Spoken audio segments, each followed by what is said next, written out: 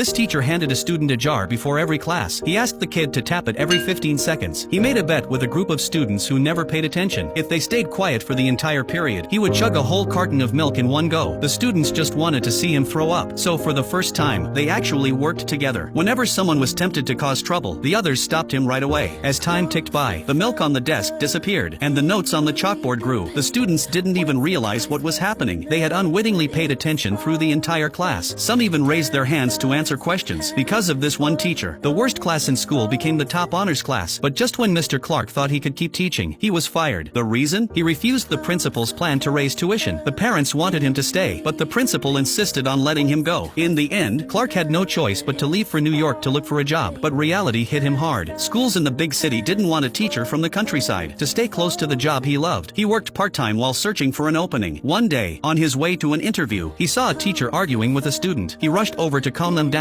The conflict ended only when the principal showed up. The frustrated teacher stormed out and quit right there. You can have the little bastards. I can start right now. After reading Clark's impressive record, the principal offered him the honors class, but Clark was looking at the classroom across the hall. No one was watching that room. The kids inside were running wild. Everything they did showed years of bad behavior. The principal never expected Clark to choose that class. He explained that 6 teachers had already quit because of these kids, but Clark refused to change his mind. He believed every struggling student was just a child who had been left behind. But his confidence didn't bring him luck immediately. On the first day, the students gave him a harsh welcome. Shamika, don't do that. Shamika was the biggest troublemaker in the class. With her stirring things up, the room exploded into chaos. The classroom was a mess. Even the janitor seemed unsure if Clark could handle them. After Clark cleaned everything up, he walked outside and found graffiti all over his car. But with years of teaching experience, he knew every problem child had a hidden story. So he started visiting their homes one by one, just as he suspected. The kids came from families with serious issues. One student was only 12 but had to take care of 3 younger siblings. Another came from a home where girls were completely ignored. I like to read, especially when White ladki. Men are talking, okay? Clark realized they didn't hate learning. They were shaped by the difficult homes they grew up in. After all, parents are a child's first teachers. To help his students change, Clark prepared a surprise. He painted the classroom walls with fresh colors. He wanted to show them the right way to use paint, not the way they used it on his car. But the kids didn't appreciate it. Even the principal thought he was being ridiculous. In front of the whole class, he scolded Clark. My school, my rules, my way.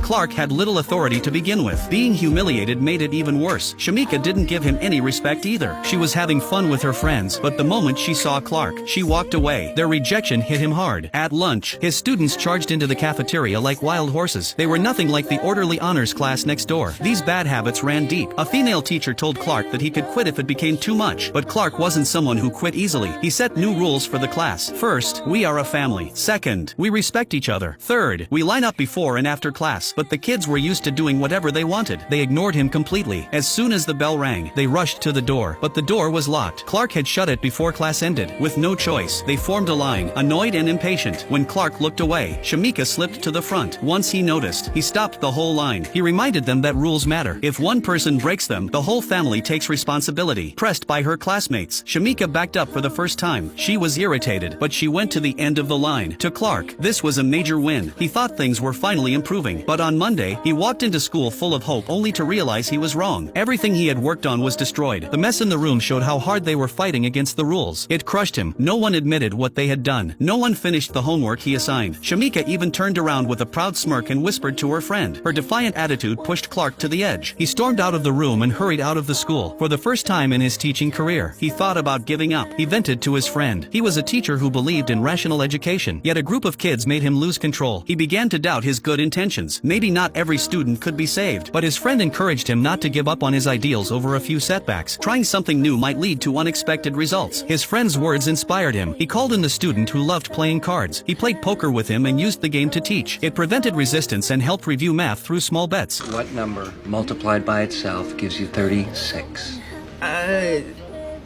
6?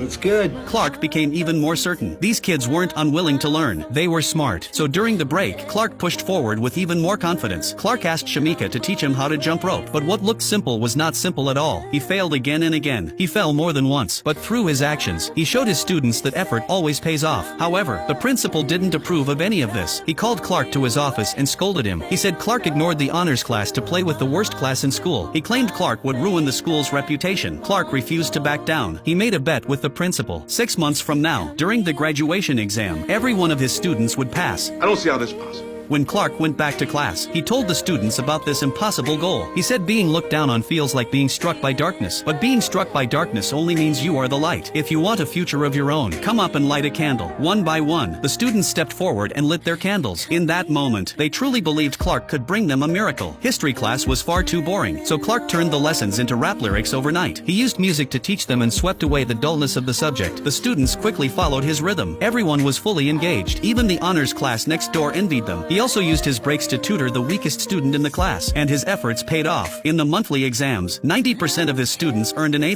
What Clark gave and what the students gave back finally met in the middle, and it brought results worth celebrating. But new problems soon appeared. Shamika, once the biggest troublemaker, was actually the most gifted student. Lately, however, she had stopped turning in homework. When Clark visited her home, he finally learned the truth. After school, Shamika had to take care of her 3 younger brothers because her mother was working. For a 12-year-old, the job was overwhelming. She couldn't handle both childcare and homework, so Clark helped her with the chores. He gave her time to finish her assignments. He even prepared dinner for her. But when her mother came home, she took Clark's kindness as an insult. You don't think I can take care of my family, Mr. Clark? No. Yes. She went to the principal and accused Clark of interfering. She said ordinary people should live ordinary lives. School would not change the fate of a poor family. She threatened him, either expel Clark, or she would take her daughter to another school. Please don't fire Mr. Clark. He was just trying to help me, Mama. He's just trying to help. It's okay. Hearing the sincerity in Shamika's voice, Clark became even more determined. He promised her mother that Shamika had real talent. Knowledge might not rewrite destiny completely, but doing nothing guarantees failure. Maybe Miss Benton can keep the boys a little longer every day. Okay. Clark kept working day after day, and the students grew to respect him more and more. Their grades improved with each passing week, but the long hours began to take a toll on him. The graduation exam was less than a month away. He couldn't walk away now. After pushing himself beyond his limit again and again, Clark finally collapsed. At first, the students thought he was joking, but when he didn't move, panic spread through the room. They watched the ambulance take him away. No one left the window. They had already come to see him as family. After the doctors examined him, they told him something shocking, a piece of news that could change his entire life. Want to know what happened next? Follow me. I'll update the story soon.